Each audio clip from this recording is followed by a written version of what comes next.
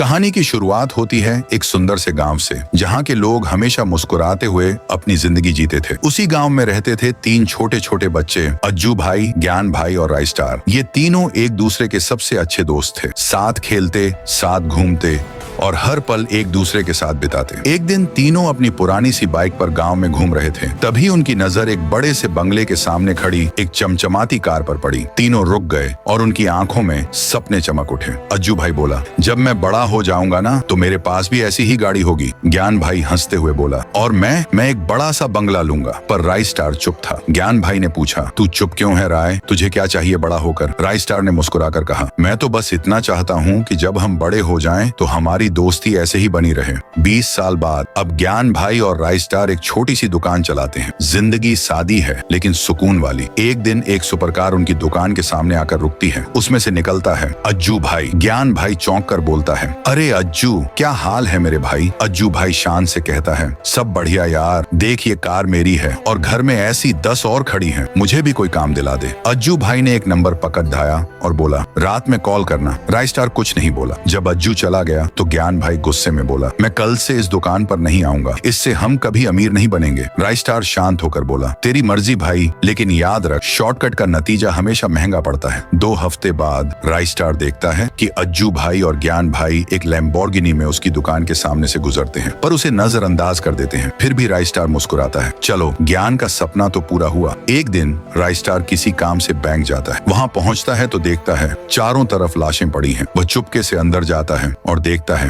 अज्जू भाई और ज्ञान भाई बैंक लूट रहे होते हैं। राय स्टार दौड़ता हुआ उनके पास पहुंचता है। ये तुम क्या कर रहे हो? ज्ञान भाई गुस्से में चिल्लाता है, तू बीच से हट जा रहा है वरना तुझे भी मारना पड़ेगा। राय स्टार मना करता है और तभी अज्जू और ज्ञान दोनों उस पर गोली चला देते हैं। राय स्टार बेहोश हो जाता है। जब उसे होश आता है, डॉक्टर कहते हैं, किस्मत अच्छी थी, गोली दिल को नहीं लगी। थोड़ी देर बाद अज्जू भाई भागता हुआ आता है। राय भाई, White 444 के गुंडों ने ज्ञान को पकड़ लिया है। बैंक लूट के बाद वो हमें घेर के पैसा छीन लिए। मैं तो भाग गया पर ज्ञान पकड़ा गया। राय स्टार का गुस्सा अब आसमान छू रहा था। अब जो भी हो, ज्ञान को मैं बचा के रहूंगा। White 444 चिल्लाता है, हमारे इलाके में चोरी करेगा तो मरेगा। ज्ञान रोते हुए बोलता है, मार दो मुझे, मैंने अपने ही भाई जैसे दोस्त को मारने की कोशिश की है। तभी एक बड़ा धमाका होता है। धूल के बादल हटते हैं और एंट्री होती है राय स्टार और अज्जू भाई की। जबरदस्त फाइट होती है। राय स्टार और अज्जू भाई मिलकर White 444 और उसके गुंडों का सफाया कर देते हैं। धुंध हटते ही ज्ञान भाई देखते हैं White 444 भाग चुका है। जैसे ही वो पीछे मुड़ते हैं,